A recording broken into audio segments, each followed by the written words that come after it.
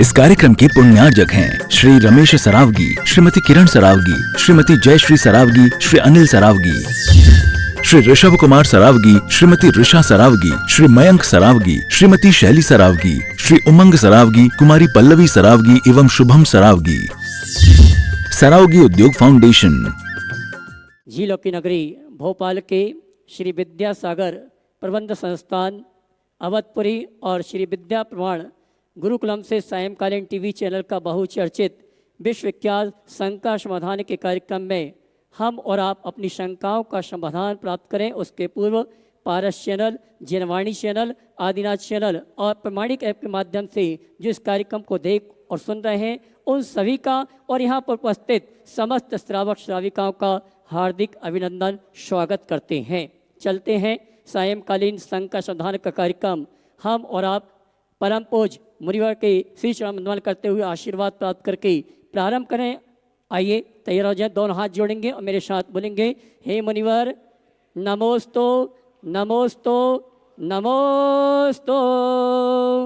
और आइए जी, गुरुवर के आशीर्वाद से परम पूज्य प्रमाण सागर जी महाराज, जिन्होंने अपने जीवन में तप और साधना के माध्यम से जैन धर्म की प्रभावना के लिए एक महती भावना के साथ धर्म प्रभावनाएं जुड़े हैं, ऐसे गुरुवर जिन्होंने जिनालय का संदेश तो दिया, लेकिन अब जिनालय में जो तीर्थंकर भगवान की प्रतिमाएं विराजमान होती हैं, ऐसे गुरुकुल में छात्रों को संस्कारित करने के लिए जो आगे चल के हो सकते हैं, मुनि महाराज बन जाएं या तीर्थंकर बन जाएं, ऐसी कोई संभावना निश्चित है कि ये हो सकता है। बंधु मैं कहना चाहूँगा, श्री विद्या प्रमाण गुरुकुलम जो कि गुणायतन परिवार के माध्यम से संचालित है और इसमें सबका सहयोग मिलता जा रहा है। आज बहुत से सौभाग्यशाली परिवारों ने इस विद्या कुलम से जुड़ने का सौभाग्य प्राप्त किया। उसके पूर्व हमारे बीच में उस परिवार को आमंत्रित करूंगा जो परम पूज्य मुनिवर के प्रति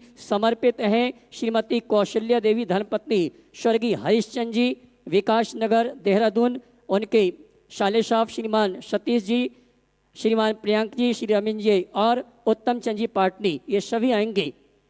परम पूज्य मुनिवर के श्रीमती कौशल्या जी भी आएंगी। परम पूज्य मैं चाहूँगा दोनों बेटे उनको साथ में यहाँ पर लेके आएँ।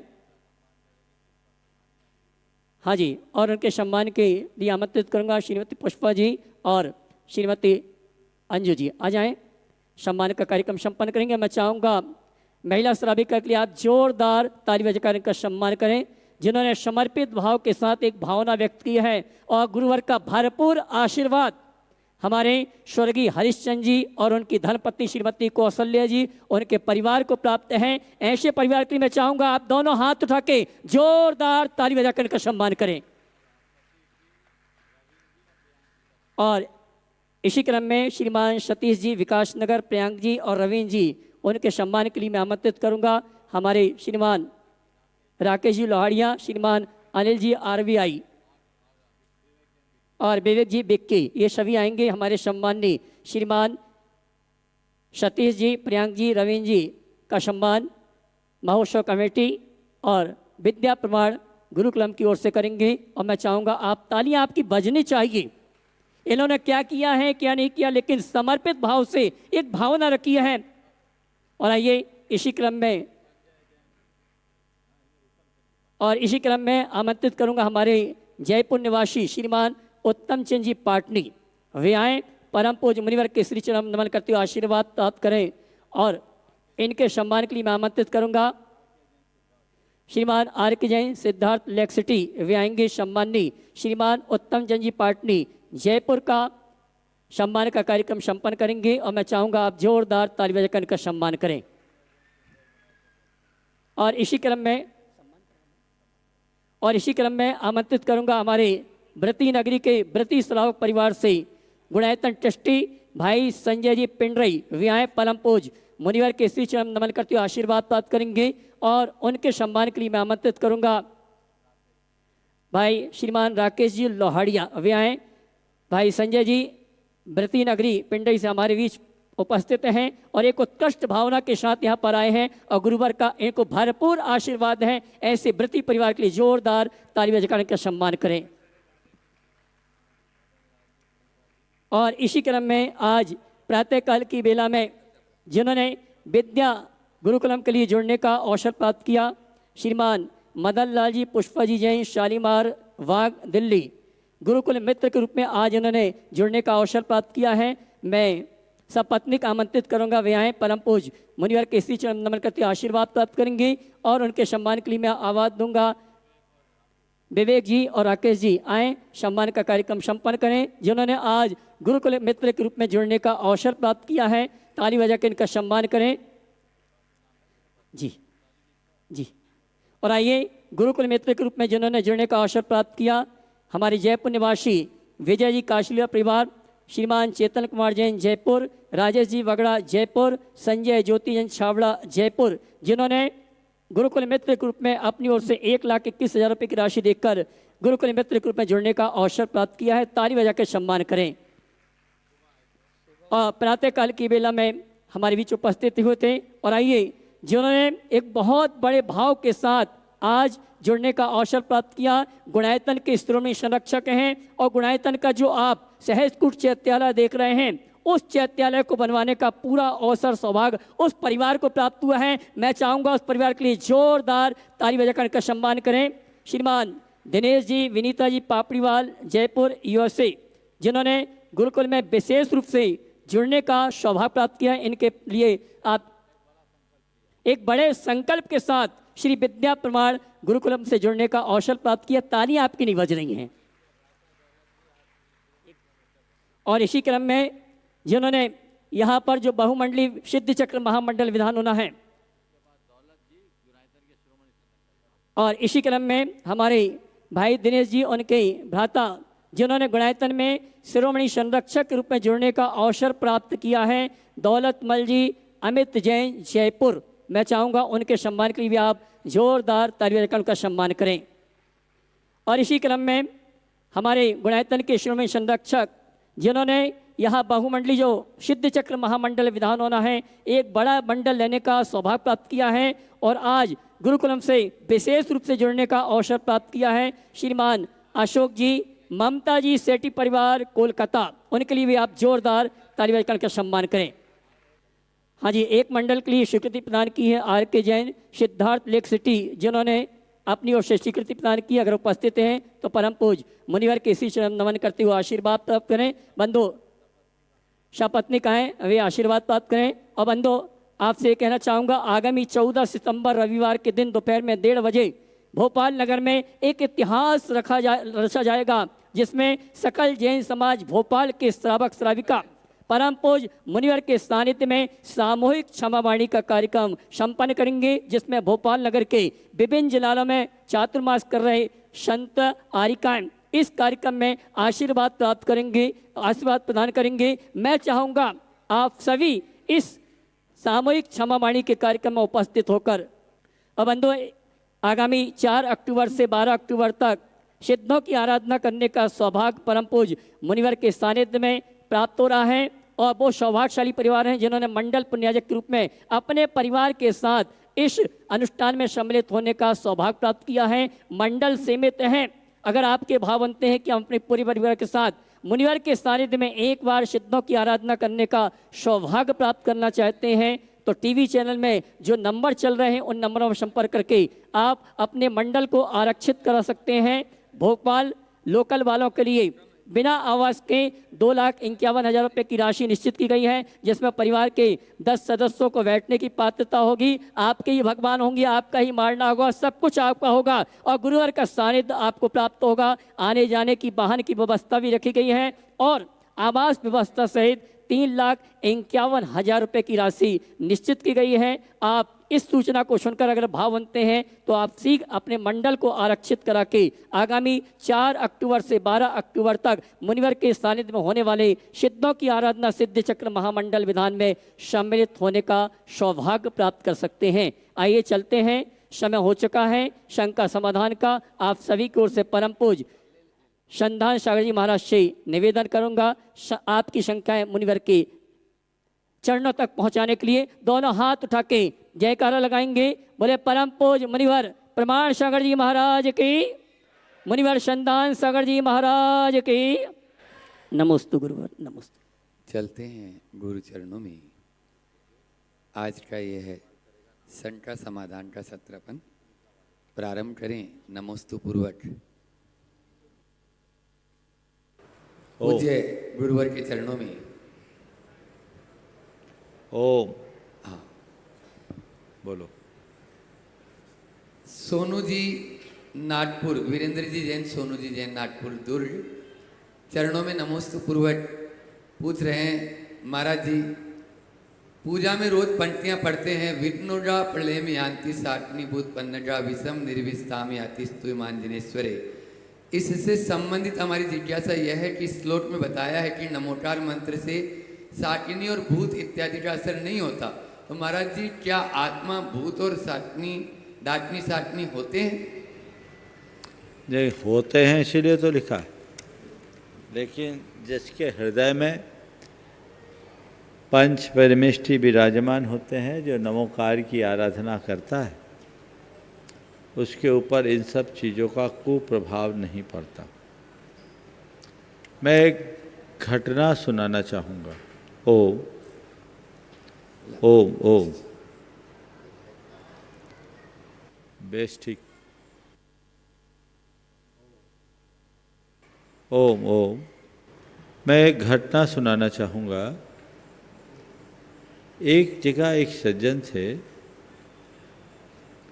जिनके लिए किसी ने कह दिया कि आपके ऊपर किसी ने मारन विद्या का प्रयोग किया है। आम भाषा में कहूँ तो मूठ चला दिया। ऐसा कहा जाता है कि इस तरह की कोई विद्या करने से व्यक्ति मर जाता है। अब मरता है कि नहीं ये तो नहीं मालूम, पर वो आदमी तो मरा जा रहा था। उसकी रातों की नींद उड़ गई थी, सूख के कांटा हो गया।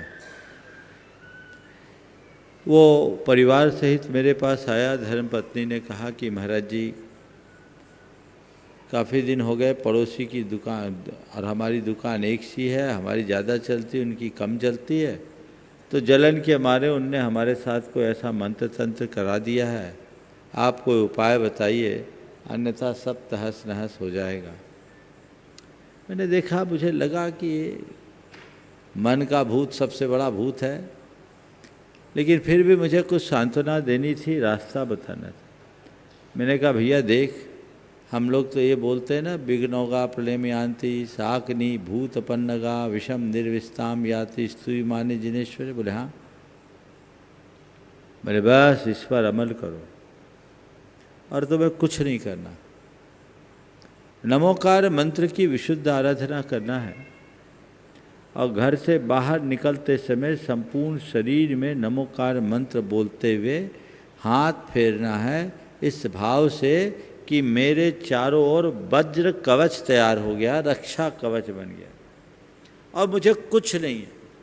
दुनिया की कोई शक्ति अब मेरा कुछ भी बिगाड़ नहीं कर सकती। और मैंने उसके विश्वास को जगाने के लिए कहा, तू निष्फिकर हो जा, तेरा कुछ नहीं होगा। 1996 की बात है, वो बंदा आज भी सलामत है। मुझे लगता है कि यदि वो मेरे पास नहीं आता तो अधमरा तो वो होके आया था, मर ही जाता। मन में बात बैठ जाती है।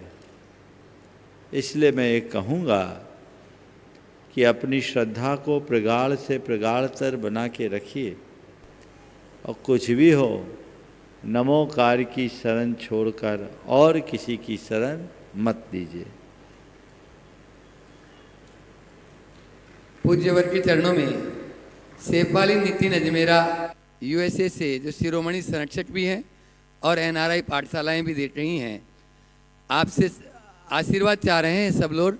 15 सितंबर से उनका प्रमाणिक पाठशालाओं का एनआरआई का नया सेशन शुरू हो रहा है और उसकी जो वेबसाइट है मुनिप्रमाणसर.net और प्रमाणिक ऐप, उस पर वह फार्म उपलब्ध भी है। उसमें अलग अलग ग्रुप के माध्यम से ये सभी आपको शिक्षा प्रदान करेंगे 3 से 6, 6 से 12, 12 से 18, 18 से अधिक वर्ष के लिए, और साथ में ही अन्य युवाओं के लिए भी, और जो दूसरे आपके जो परिवार में जो महिलाएं हैं उनके लिए भी वो शिक्षित करेंगे, ऐसा वो आशीर्वाद चाह रहे हैं। और गुरुवर से चाहते हैं कि इसके लिए हमें मार्गदर्शन प्रदान करें और इसका सभी लोग पूर्ण रूप से लाभ उठाएं, ऐसा गुरुवर के चरणों में नमस्कार। देखिए, प्रामाणिक समूह बहुत अच्छा काम कर रहा है, खासकर प्रामाणिक पाठशालाओं के माध्यम से, चाहे वो भारत या भारत से बाहर। अभी जो नितिन सैफाली अजमेरा ने अपना संदेश दिया है, बहुत ही सराहनीय संदेश, अनुकरणीय और प्रशंसनीय। मैं पूरी टीम को आशीर्वाद देता हूं कि वे इसी तरह अच्छा काम करते रहे, धर्म प्रभावना की अलख को जलाए रखें। और आप सबसे भी कहूँगा कि इनसे जुड़कर अपने जीवन में व्यापक परिवर्तन घटित करें, जो आप सबके जीवन की बेहतरी का आधार बनेगा। सभी को आशीर्वाद। साक्षात प्रत्यक्ष रूप से जो यहाँ पर उपस्थित हैं, दिलीप जी जैन जावर और उनके सभी साथीगण, आज वहाँ के जो मुनिसंघ सेवा समिति है वो भी यहाँ पर उपस्थित हुई है। सभी लोग एक साथ खड़े हो जाएं और एक प्रश्न करेंगे अभी। दिलीप जी जैन जावर। बड़े बाबा आदिनाथ भगवान की नगरी अतिशय क्षेत्र जावर से दिगंबर जैन, सकल दिगंबर जैन समाज गुरुदेव आपको नमोस्तु करती है। नमोस्तु गुरुदेव, न्याय और सत्य किंतु प्रेम सर्वोपरि क्यों है? गुरुदेव, न्याय और सत्य किंतु प्रेम सर्वोपरि क्यों है? न्याय और सत्य, प्रेम सर्वोपरि क्यों है? क्योंकि इसी में जीवन खिलता है। समझ गए? सब कुछ हो और ये ना हो तो जीवन रसहीन है, इसलिए इसे सर्वोपरि मानकर चलना चाहिए। नमोस्तु भगवान, नमोस्तु भगवान। अपने बीच में शालीमार से, दिल्ली से पुष्पा जी मदन लाल जी जैन, वे अपना प्रश्न करेंगे और इसके बाद तैयार रहेंगे वाणी जैन अमृतपुरी पाठशाला के सभी बच्चों के साथ में।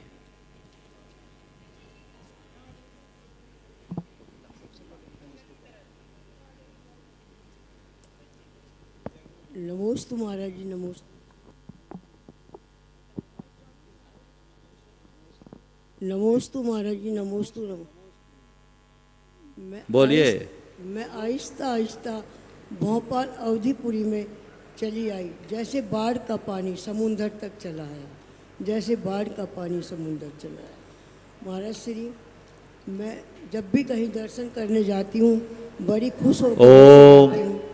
ठीक करो। हाँ महाराज जी, जब भी मैं अपना मन क्षेत्र पे जाने के लिए बनाती हूँ तो बड़े खुश होकर दर्शन करने जाती हूँ, लेकिन वहाँ पर जाकर कुछ मन विचलित हो जाता है। ऐसा मेरा कौन सा पाप का उदय है? तीर्थ क्षेत्रों में मन विचलित हो जाता है। और जब भी मैं घर पर पूजा पाठ अपने भाव पूजा करती हूँ उसमें भी मन मेरे को चारों तरफ जाता रहता है। देखिए, मन जाता है, जाने दीजिए, उसमें उलझिए नहीं, उसको सहजता से देखिए। धीरे धीरे चीज़ें ठीक होगी। आप उनसे जितने प्रभावित होंगे आपकी समस्या उतनी गहरी होगी, और आप उसे जितना नज़रअंदाज करेंगे उतना अच्छा। नमस्ते। ओ, एक ही अगला बोलिए। ओम ओम, जल्दी बोलो। वाणी जैन अमृतपुरी अपना प्रश्न करें पाठशाला के सभी बच्चों के साथ में। और उत्तम चंद जी पाटनी जयपुर से अपने बीच में है, तैयार रहेंगे।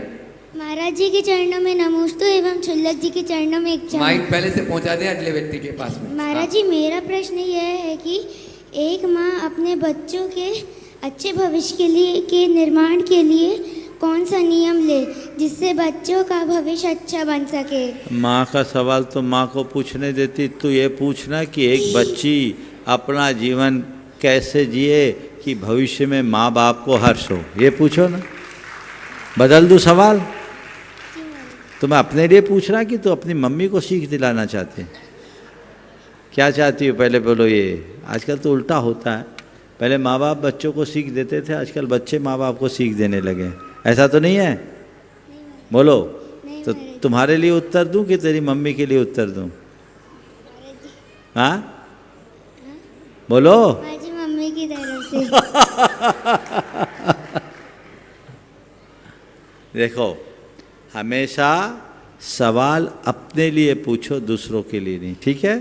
इसलिए जब तेरी मम्मी या तेरी मम्मी जैसी कोई पूछेगी तो उत्तर दूंगा। अभी तुम पूछ रही हो, इसलिए मैं तुम्हारे जैसे बच्चियों के लिए उत्तर देना चाहता हूँ। समझ गए?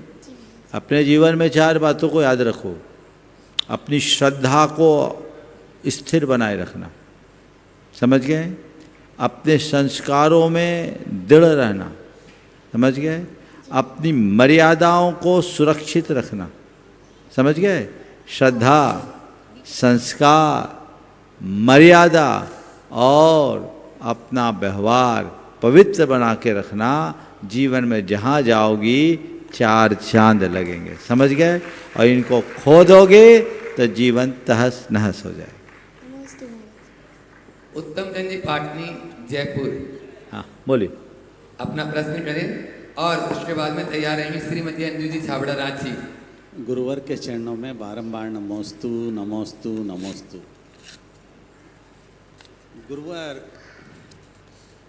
हम सभी जानते हैं कि सटकाए जीव एकेंद्रिय से लेकर पंचेंद्रिय जीव तक होते हैं, लेकिन इसका हमें व्यापक ज्ञान नहीं होता है। जो सामान्य श्रावक होते हैं उनको इतना ही ज्ञान होता है कि इसमें से नहीं, हाँ बोल रहे, सुन रहे हैं। हाँ, इतना ही ज्ञान होता है कि उन्हें पूजा करनी है और पुण्य का बंद करना है, पर पाप कहाँ से आ रहा है ये वो रास्ता समझ नहीं पाते हैं। स्थावर जीव से लेकर और चौइंद्रिय जीव तक उन्हें ये समझ में नहीं आता है कि संसार के अंदर हमें किस तरह से उनकी व्यवस्था करनी चाहिए। पहली बात तो ये कि गुरुवर, क्या जिनवाणी हमें खाली पुण्य कर्म बांधने के लिए ही पढ़नी चाहिए या पाप को समझने के लिए भी जाननी चाहिए? क्या जिनवाणी ऐसी बनानी चाहिए जिसके अंदर श्रावकों को पाप के बारे में अच्छी तरह से ज्ञान हो, मतलब विस्तृत रूप में नहीं, सूक्ष्म रूप में? क्योंकि विस्तृत रूप में तो दौलत राय जी ने उसके अंदर 6 डाला में दिया ही है, लेकिन वो कौन पढ़ता है? बस पूजा की किताब निकाली, उसमें से पढ़ाई होती है। बहुत अच्छा सवाल आपने किया। पहले तो मैं चाहूँगा एक बार उत्तम जी का जोरदार जोरदार अभिनंदन कर दे। ये हमारे समाज के स्तंभ हैं, मुनायतन की दृष्टि तो है ही। जयपुर चातुर्मास में इनकी केंद्रीय भूमिका थी और सांगानेर संस्थान के ये एक महत्वपूर्ण स्तंभ भी हैं। एक बार मैं चाहूँगा, अन्य सामाजिक संगठनों से भी जुड़े हैं, एक बार इनका सभी लोग जोरदार जोरदार अभिनंदन करें। आपने बहुत अच्छा सवाल किया। धर्म क्या है? पुण्योपचयकारी क्रियाओं को करना या पापों से बचना, है ना? ये सवाल हर व्यक्ति को मन में रखना चाहिए। हालांकि कल सुबह मैं सोच रहा हूँ कि इसी विषय को प्रवचन का विषय बना लूँ ताकि विस्तार से लोगों तक बात जा सके। लेकिन अभी सार में, चूँकि आपने बोला सूक्ष्म रूप में, सार में मैं कहना चाहूँ कि ध्यान रखो, पुण्य की क्रिया करना धर्म है, पर उससे बड़ा धर्म पाप को त्यागना है। पाप को त्यागो, पाप से बचो। मैं आपसे एक सवाल करता हूँ, ग्रीन सिग्नल में आप अपनी गाड़ी ना बढ़ाओ, आपको कोई दिक्कत आएगी? ग्रीन सिग्नल है, आपने गाड़ी एक जगह रख रखी है, आप गाड़ी नहीं बढ़ा रहे हैं, आपको कोई दिक्कत नहीं। लेकिन रेड सिग्नल और गाड़ी बढ़ा दो तो बहुत दिक्कत आएगी। बोलो, चालान कटेगा? कटेगा। बात समझ रहे हो मैं क्या कहना चाह रहा हूँ? पापात्मक प्रवृत्तियों को भगवान ने रेड सिग्नल बताया है। बेटा इधर गाड़ी मत ले जाना,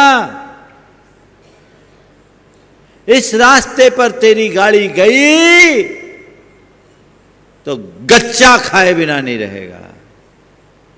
बचना है, बच, इस रास्ते पर गाड़ी मत ले जाओ।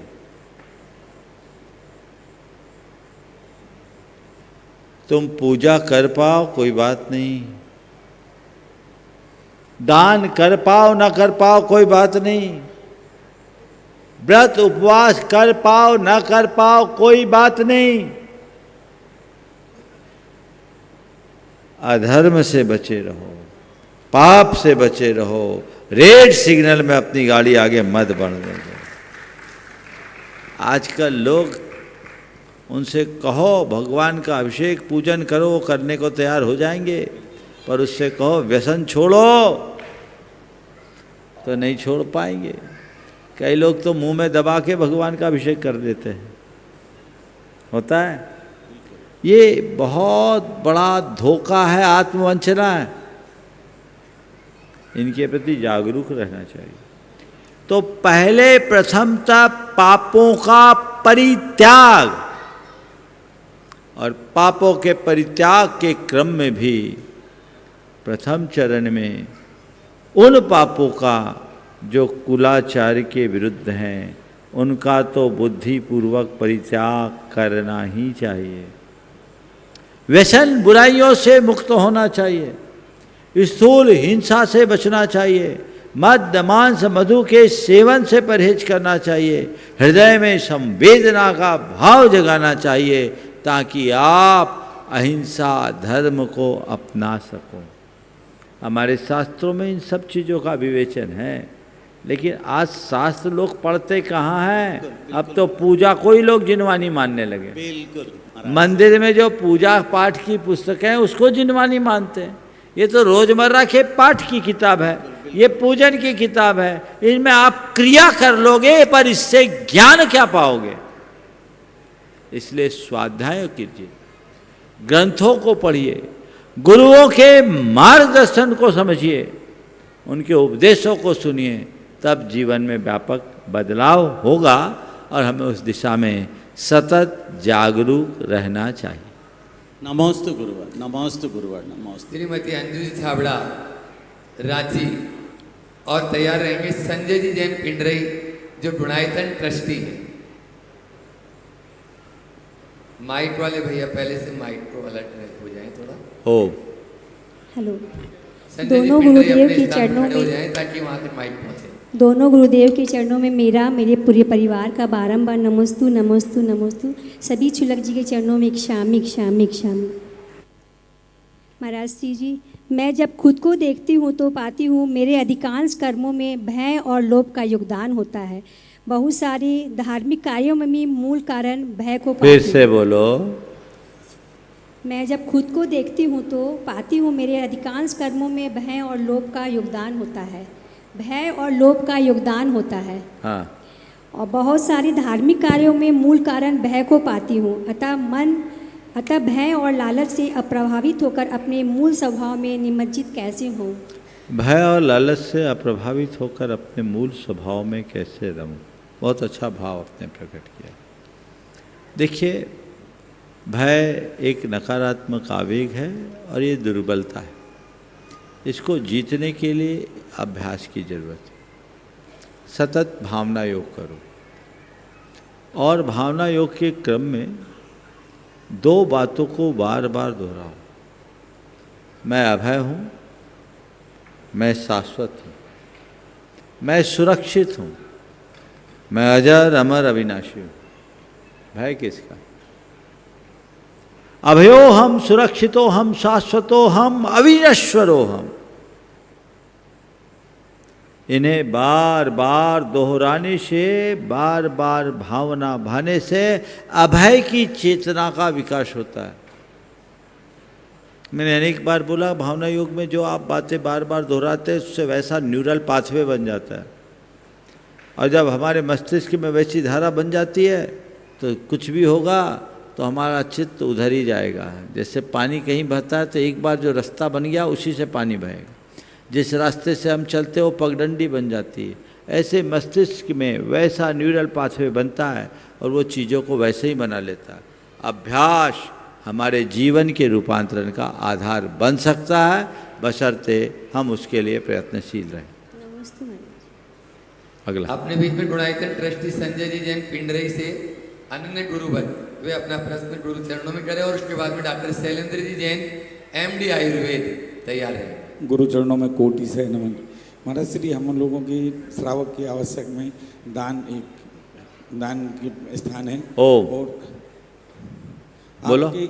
आपके पिंडरी प्रवास के समय से हमने आपकी प्रेरणा से 10% दान तो निकालते सामान्यतः, लेकिन जब कभी संत समागम में जाते हैं, गुरु चरणों में आते हैं, दान की महिमा सुनते हैं, तो दान की महिमा सुन के ऐसा लगता है कि साथ में कुछ जाने वाला नहीं है, सब कुछ दान कर दें। बड़े प्रसंग आते हैं मंदिर निर्माण का, पंच कल्याणक का, ऐसा लगता है बहुत ज़्यादा दान देना चाहिए और सब कुछ दे दें। लेकिन जब घर पहुंचते हैं तो वहाँ दायित्व तो देखने लगता है, बहन है, बेटी है, जानते हैं कि एक जीव दूसरे के लिए कुछ नहीं कर सकता, लेकिन फिर भी वहाँ दायित्व तो ये ध्यान। देखो, बहुत अच्छी बात आज एक सज्जन ने कहा, बहुत मज़ा आ गया सुन के। सुबह दिनेश जी पापड़ीवाल थे, उनके भ्राताश्री थे, तो उनके भ्राता जी को कुछ लोगों ने कहा कि कुछ करो आप। आज वो शिरोमणि संरक्षक बने भी हैं गुनायतन के दौलत जी। तो उन्होंने बोला बच्चों से पूछ ले, बच्चों से पूछ लूँ। उनसे जो दिनेश जी ने कहा वो ध्यान देने की बात है। भाई साहब, ऐसी औलादे तो हम हर 100-200 साल में 10-20 पैदा करते रहते हैं, कितने बच्चों से पूछोगे? ये आज है कल नहीं रहेंगे। क्या बच्चों से पूछना, अपनी आत्मा से पूछो। इनके लिए हमें क्या पूछना, उनके लिए तो जो हमें करना था हम कर चुके हैं, अब हमारा कर्तव्य है उतना करो। लेकिन अब पूछने का क्या काम, समझ गए? तो परिवार, बच्चे और जो चीज़ें दिखती है, आप देखो कि इनसे मेरा कितना संबंध और इनके प्रति मेरी कितनी जिम्मेदारी। ये तो एक संयोग है। आज है तो मैं उनके लिए सोच रहा हूं, नहीं रहेगा तो। और एक पल में किसके साथ क्या हो जाए कोई पता है? देख लो नेपाल का उदाहरण, एक दिन में अर्श से फर्श पर।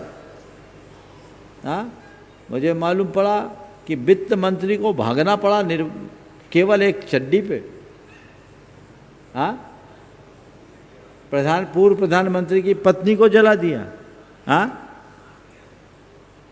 जला के मार दिया। अब बताओ, भागना पड़ा। इसलिए ज़्यादा मोह कभी मत करो। लेकिन हाँ, आप गृहस्थ हो, गृहस्थ को दान का उपदेश है, त्याग का नहीं। ध्यान रखना। हमारे शास्त्र में एक शास्त्रीय बात आज बोल रहा हूँ। पात्र दत्ती, दया दत्ती, पात्र दत्ती, दया दत्ती, सम दत्ती और सकल दत्ती, 4 प्रकार का दान है। मुनि आदि को जो आहार आदि देते हो पात्र दत्ती, पात्र दान जी। दीन दुखी प्राणियों के कल्याण के लिए जो आप दान करते हैं, उत्थान के लिए करते हैं, उसको बोलते हैं दया दत्ती। अपने साधर्मी जनों के जीवनोत्थान के लिए जो सहयोग देते हैं वो समदत्ती। समझ गए जी। कन्या स्वर्ण आदि का दान भी उसी के अंतर्गत आता है। और सकल दत्ती, सकल दत्ती क्या है? अपने संपूर्ण स्वत्व को अपने वंश उत्तराधिकारी को धर्म के साथ धन सौंपना, इसको बोलते हैं सकल दत्ती। उत्तराधिकारी को, संतान को, जो भी हो परिवार में, पुत्र और पुत्र के अभाव में दत्तक पुत्र। किसी को ये आज्ञा नहीं है शास्त्र की कि वो अपनी संपूर्ण संपत्ति किसी को दे दे, अगर कोई है उसके यहाँ तो अंश का दान करे ताकि वंश की परंपरा चलती रहे। ये शास्त्र बोलता है। समझ गए जी। तो गृहस्थ को सर्वस्व के त्याग का उपदेश नहीं है। सर्वस्व के त्याग के लिए तो मुनि बनना है। और अगर तुम गृहस्थ हो तो अभी तुमसे मैंने कमरे में बोला था ना, जी या तो बिना जेब वाले या भरे जेब वाले, तीसरे का कोई स्थान नहीं।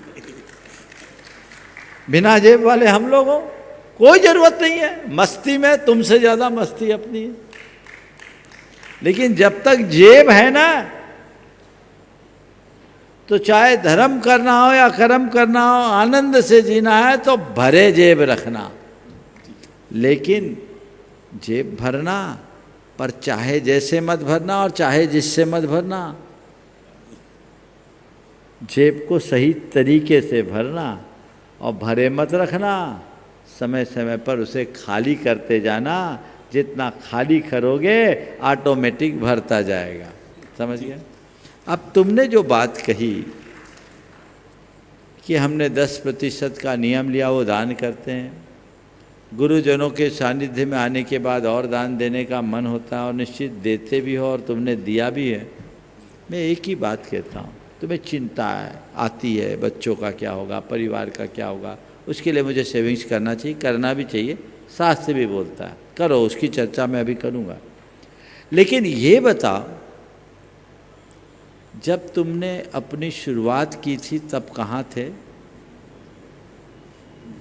89 से तो मुझसे जुड़े हो। जी जी 89 से आज 2025 है, 36 वर्ष हो गए, जी, है ना? बहुत ज़्यादा अंतर हमारा जी। 36 वर्ष में जहाँ थे उससे घटा कि बढ़ा? बहुत बहुत ज़्यादा है। सोच भी नहीं सकते थे यहाँ तक आने की। समझ में रहे नहीं हैं आ रहा ना? जब ट्रस्टी के तो लिए फिर क्यों सोच रहे हो? मेरे लिए संयोग अनुकूल होंगे तो बौछार होगी, और संयोग बिगड़ जाएंगे तो बंटाधार होगा। ये जीवन की सच्चाई है। कोई ये खम नहीं ठोक सकता, इस बात का दम्भ नहीं कर सकता कि मैं मेरी संपत्ति को पूरे जीवन अपने साथ ऐसे ही बना के रख सकता हूं। कब कैसी विपत्ति आ जाए और चीजें पलट जाए, कोई ठिकाना नहीं। इसलिए है, जब तक कर रहे, कल देगा, वो कल की व्यवस्था देगा। और संतान के लिए मैं कितना भी छोड़ जाऊं, भोग तो वो उतने ही का कर पाएंगे जितना उनके नसीब में है। पूत कपूत तो का धन संचय, और पूत सपूत तो का धन संचय। सभी लोगों को बिल गेट्स से एक प्रेरणा लेनी चाहिए। माइक्रोसॉफ्ट के जो संस्थापक, बिल गेट्स किसी से अनजाने नहीं हैं, लेकिन मैंने सुना है उन्होंने अपनी संपत्ति का 90% या 95%, हाँ 90% परमार्थ में लगा दिया। और सेंटेंस क्या कहा? मैं अपनी संपत्ति को जन कल्याणकारी कार्यों में लगाऊंगा, अपनी संतान को नहीं दूंगा, क्योंकि इससे न तो संतान का भला होगा न समाज का। कितनी बड़ी बात। हर माँ बाप इतना समझ ले, बहुत समझ गए। अपनी संतान के लिए इतना छोड़ दो कि कल उनको कहने को न रहे कि हमारे बाप ने हमारे खातिर कुछ नहीं किया। और इसके साथ साथ संतान को इस तरीके से ट्रीट करो कि संतान को तुमसे अपेक्षा ही न रहे। मैं वाराणसी में था, एक परिवार आया हुआ था। उसकी धर्मपत्नी ने कहा कि महाराज जी, इनको कहिए ये बहुत अंधी हो गए हैं और दिन भर बिजनेस में ही लगता है। बहुत अंधी थे, काफ़ी लंबा चौड़ा कारोबार, और उस आदमी को ऐसा नशा था, कोई भी काम बता दो तो दौड़ जाए, और काम करता, उसमें प्रॉफिट भी कमाता। मैं उसकी तरफ देखा, बोला महाराज जी थोड़ा बच्चों के लिए करना चाहता हूँ। उसका बेटा वहीं बैठा था, वो BHU से ग्रेजुएशन कर रहा था IIT में। बेटे ने छूटते ही कहा, पापा आप हमारी फिक्र मत करो, आप तो अपनी आत्मा की फिक्र करो। आप हमारा ग्रेजुएशन करा रहे हो, हमारी पढ़ाई होगी, हम अपना काम कर लेंगे, हम कमा लेंगे। आप हमारी फिक्र मत करो, आप अपनी फिक्र करो। आप सब दे दो तो हमें कोई चिंता नहीं। और आपसे हमारा इतना कहना है, आप हमारे लिए धन मत दो, हमारे परिवार के लिए अपना समय दो। ऐसे भी संतान है। एक समय था जब संतान सोचती थी कि हमारे बाप हमारे लिए बहुत कुछ छोड़े। आज की संतान में एक बड़ा बदलाव आया, उनको ये अपेक्षाएं नहीं है, इसलिए ज़्यादा अपेक्षाएं मत रखो। अपनी आय का शास्त्र में 3 तरीके से विनियोजन करने का विधान है। जघन्य 60% से अपना आप खर्चा चलाओ, 30% सेविंग में डालो और 10% का दान करो। मध्यम 6 हिस्से करो, जिसमें 3 हिस्सा अर्थात लगभग 49%, 16 के 3, ये इतने 49% मान लो, उससे अपना घर खर्चा चलाओ। और 2 हिस्सा यानी लगभग 32-33% आपत्ति विपत्ति के लिए बचा लो। और 6वां हिस्सा यानी 16.25% का दान करो। और सबसे उत्तम कौन? अपनी आय का 4 हिस्सा करो, 2 हिस्से से अपना खर्चा चलाओ, 1 हिस्सा सेविंग में डालो और 4था हिस्सा यानी 25% दान करो, है ना। अब आप देखो, आप लोग अपनी आय का हिसाब किताब लगा लो। पहला और चौथा काम कम होता, बाकी ही सबसे ज़्यादा होता है। संचय ज़्यादा है, खर्चा नहीं है। और दान तो भगवान ही जानते कितना देते। तो मैं आपसे कहता हूँ, ये 3 तरह के दातार हैं। इन दातारों की श्रेणी में आप जो कर सके वैसा करने का प्रयत्न करें, यही रास्ता प्रशस्त करें। जी नमस्ते नमस्ते। और अपने बीच में डॉक्टर शैलेंद्र जी जैन, MD आयुर्वेद, वे उनके अपने पिताश्री के साथ में वे अपना प्रश्न करें। और अगले प्रश्न करता हूँ, क्योंकि प्रश्नों की बोछार बहुत सारी है, लेकिन कल भी रह गया था। चुल्लट जी, अच्छा, उड़ीसा वाले सभी आज उड़ीसा से अपने बीच में बहुत सारे महानुभाव हैं, वे तैयार रहेंगे। नमोस्तु भगवान। महर्षि, आज इंटरनेट पर बहुत सारी जानकारियाँ उपलब्ध है। परिणाम ये होता है कि व्यक्ति को एक छोटी सी छींक भी आती है या कोई भी शारीरिक प्रॉब्लम होती है तो सबसे पहले वो गूगल पर सर्च करता है, और छोटी सी छींक का कई सारे बड़े बड़े कारण, बड़ी बड़ी व्याधियों में वो एक लक्षण होता है। तो कई बड़ी बड़ी व्याधियाँ वो पढ़कर आता है, चिकित्सक के पास पहुँचता है। परिणाम ये रहता है कि शारीरिक व्याधि तो जहाँ की तहाँ रहती है, मानसिक व्याधि से भी वो ग्रसित होकर आता है, एक डिप्रेशन में चला जाता है, मानसिक अवसाद में चला जाता है, एक भय उसके अंदर निर्मित हो जाता है। महर्षि, मैं पूछना ये चाहता हूँ कि आज के समय में बिना डॉक्टर के गूगल पर सर्च करना कितना उचित है, और दूसरी चीज़, यदि वो सर्च कर लिया है तो जो भय उत्पन्न हो गया है, एक शारीरिक व्याधि तो जहाँ की तहीं है, मानसिक व्याधि भी उत्पन्न कर ली है। बहुत अच्छा सामयिक सवाल आपने उपस्थित किया। इसके उत्तर के क्रम में मैं एक पुरानी कहावत दूंगा। चिकित्सा के संबंध में एक कहावत है, नए वैद्य के इलाज से ठीक होने की अपेक्षा पुराने वैद्य के इलाज से मर जाना अच्छा है। ये कहावत है ना, ताकि कहे तो कि सही से इलाज कराए। Little knowledge is dangerous thing. अब गूगल और इंटरनेट या चैट GPT से जो आपको जवाब मिलता है वो प्रामाणिक ही हो, ये कोई ज़रूरी नहीं है। उसमें कई बार गलत सूचनाएं भी मिल जाती, अर्थ का अनर्थ होता है। फिर दूसरी बात, वो आपको जो देगा डिटेल दे देगा, लेकिन एक चिकित्सक अगर आपको कोई परामर्श देगा तो वो आपकी योग्यता और पात्रता को देख कर देगा। जैसे माँ भोजन कराती है तो बच्चे के केवल पेट को नहीं, उसके मन को, उसके स्वास्थ्य को, सबको ध्यान में रख कर कराती। और कोई एक पेड वर्कर होगा, उसको क्या है, उसको तो अपनी ड्यूटी करना, उसको और चीज़ों से मतलब नहीं। आपने मांगा वो दे दिया, बाद में हजम हुआ नहीं हुआ वो आप जानो। तो इसी प्रकार विशेषज्ञ की राय के अभाव में इस तरह का कार्य करना बिल्कुल अनुचित समझना चाहिए, क्योंकि इससे जो मानसिक समस्याएं आती है उससे बाहर निकलना मुश्किल है। और अब तो रोगी इतना पढ़ के जाता है कि डॉक्टर को ही पढ़ाने लगा है, तो क्या होगा, मामला गड़बड़ हो जाएगा। सूचनाओं का सही उपयोग करे, दुरुपयोग से बचे। ओम। हाँ,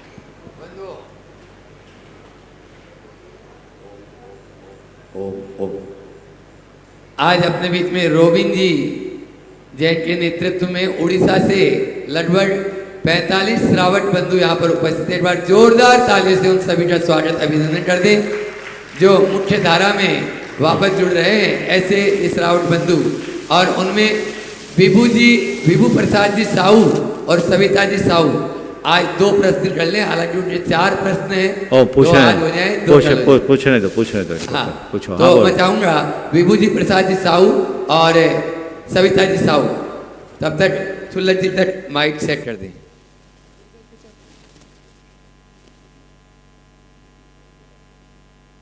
बोलो। हेलो, गुरुदेव के चरण में नमस्ते। गुरुदेव, हमारे दादा और नाना जी ने हमको बोले है कि हम बौद्ध सराग है, और आपके बानी सुनने के बाद हमको लग रहा है कि हम जैन सराग है। बौद्ध सराग और जैन सराग के भीतर अंतर क्या है? देखिए, बौद्ध और जैन शराख सवाल है। हम शराख हैं ये मानो ना, बौद्ध और जैन तो बाद में लगाओ। ठीक है। शराख शब्द है क्या? श्रावक से शराख शब्द बना, और श्रावक और श्रमण ये 2 शब्द मूलतः जैन परंपरा का शब्द है। किसका? जैन परंपरा। बौद्ध परंपरा में, बौद्ध साहित्य में श्रावक शब्द है ही नहीं, समझ गए? वहाँ भिक्षु है, वहाँ भंते शब्द का प्रयोग होता है, समझ गए? तो ये श्रावक शब्द मूलतः जैन संस्कृति का शब्द, इसलिए हम शराख हैं। बौद्ध जैन के चक्कर में मत पड़ो, अहिंसा धर्म का अच्छे से अनुपालन करो और वीतराग भगवान की शरण में आगे बढ़ो, समझ गए? ये रास्ता अपने आप प्रशस्त होगा। ठीक है। हाँ, बोलो। गुरुजी नमस्ते। हाँ, सविता जी। गुरुजी 24 क्यों होते? धर्म का 24 क्यों होते? कम क्यों नहीं होते? ज़्यादा क्यों नहीं होते? बहुत अच्छा सवाल है। 24 ही क्यों होते हैं, कम या ज़्यादा क्यों नहीं होते? 24 होते इसलिए 24 होते हैं। अब हमसे कोई पूछे अपनी आंखें 2 ही क्यों हैं, 3 क्यों नहीं, 1 क्यों नहीं? कान 2 ही क्यों, 3 या 4 क्यों नहीं, 1 क्यों नहीं? क्या उत्तर है इसका? इसका हमको मालूम नहीं है ना, इसलिए पूछे। हैं इसलिए हैं। क्या है? ये होते इसलिए हैं। चलो, लेकिन आपने पूछा है तो मैं इसका कारण भी बता देता हूँ। ये तीर्थंकर 24 ही क्यों होते हैं? दिन में घंटे कितने होते हैं? एक दिन में कितने घंटे होते हैं? 24 होते हैं। तो एक दिन का पूरा काल चक्र कितने दिन घंटे में बदलता है? 24 में। तो 24 में दिन बदलता है, तो 24 में पूरा काल बदल जाता है, इसलिए 24 होते हैं। ठीक है, समझ में आई ना बात? वो उसके प्रतीक है। और एक और बताता हूँ, हमारे 24 तीर्थंकर क्या है? परमात्मा कहते हैं ना भगवान को। अब परमात्मा को हिंदी में लिखना हो तो ऐसे लिखो, प, कैमरा दिखाओ भाई, फोकस करो, ये प, ये र, ये माँ, ये आधा त और माँ, ये चारों अक्षर लिखो। दिख रहा है आप लोगों को? दिख पा रहा है? थोड़ा पास से जूम करो इसको। नहीं दिख रहा है जी। हाँ, थोड़ा जूम करो। हाँ, आ गया? ये परमात्मा लिखा ना, परमात्मा दिख गया? प र मा त मा, ठीक है ना? अब ये परमात्मा शब्द को देखेंगे तो ये प है, ये प दिख रहा है ना, ये हिंदी का 5 है कि नहीं? हिंदी में 5 कैसे लिखते हैं? ऐसे लिखते हैं ना। तो ये यहाँ क्या लिखा हमने? 5। ये र है, इसको हिंदी गिनती में 2 लिखेंगे, समझ गए? तो ये 2 हो गया। ये माँ है, ये माँ है तो ये 4 लिखते हिंदी में, और पुराने महाजनी गणित में 1 डंडा यानी चवन्नी, 2 डंडा यानी आधा, तो 4 और आधा कितना हो गया? 4.5। तो हमने क्या लिख दिया यहाँ?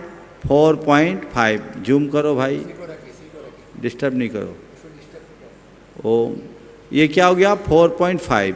इसके बाद फिर ये ता हो गया, ये 8 जैसा दिख रहा है कि नहीं? देखो दिख रहा है ना 8, हिंदी में 8 लिखते हैं, तो यहाँ हमने लिख दिया 8। और ये माँ है तो 4 और 0.5 तो 4.5 हो गया। अब देखो 5 और 2 7 और 4 11, 11.5 और 8 19.5 और 4.5 कितना हो गया?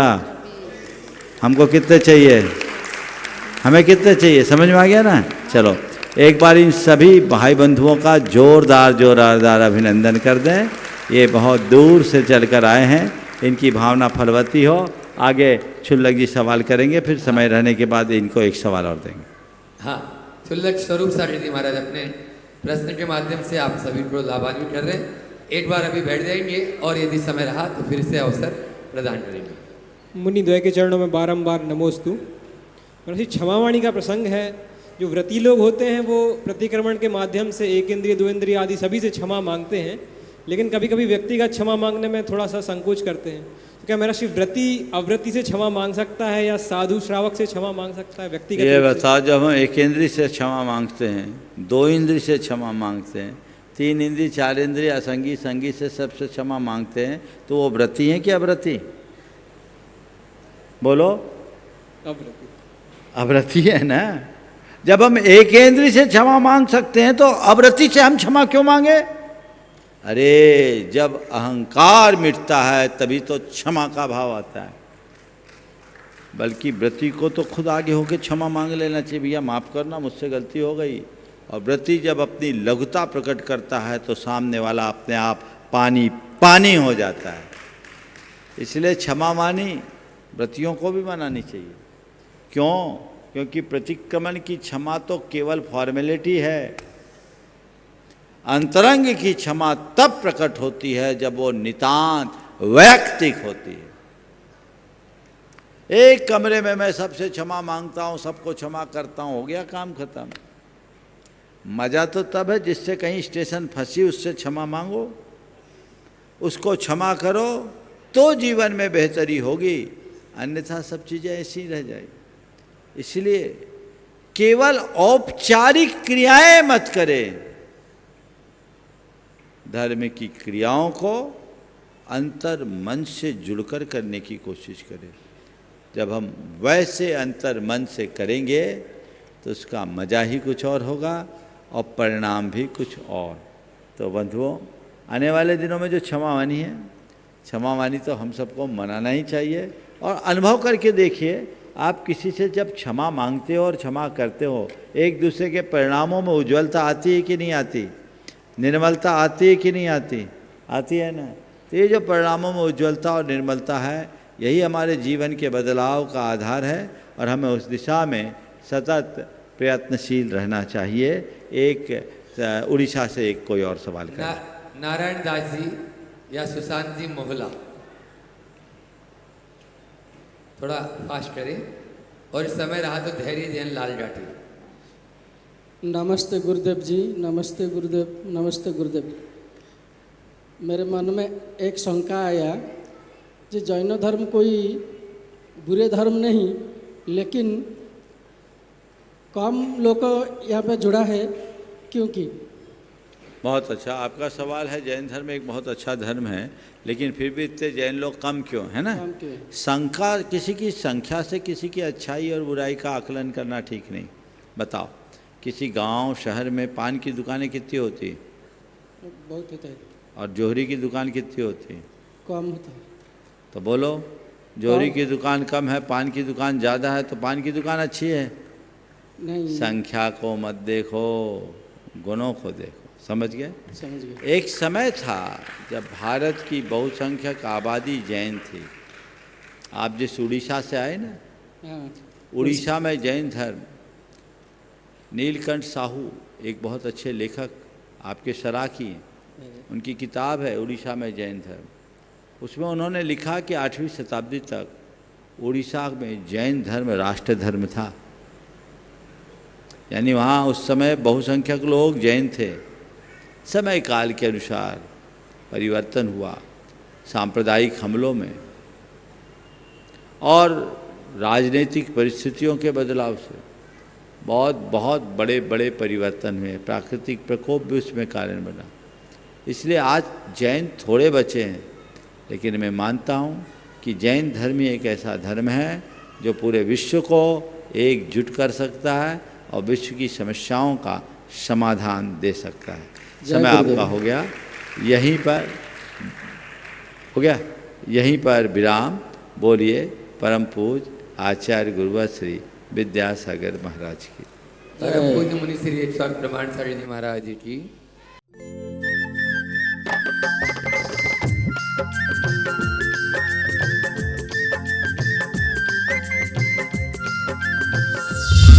इस कार्यक्रम के पुण्यार्जक हैं श्री रमेश सरावगी, श्रीमती किरण सरावगी, श्रीमती जयश्री सरावगी, श्री अनिल सरावगी, श्री ऋषभ कुमार सरावगी, श्रीमती ऋषा सरावगी, श्री मयंक सरावगी, श्रीमती शैली सरावगी, श्री उमंग सरावगी, कुमारी पल्लवी सरावगी एवं शुभम सरावगी। सरावगी उद्योग फाउंडेशन।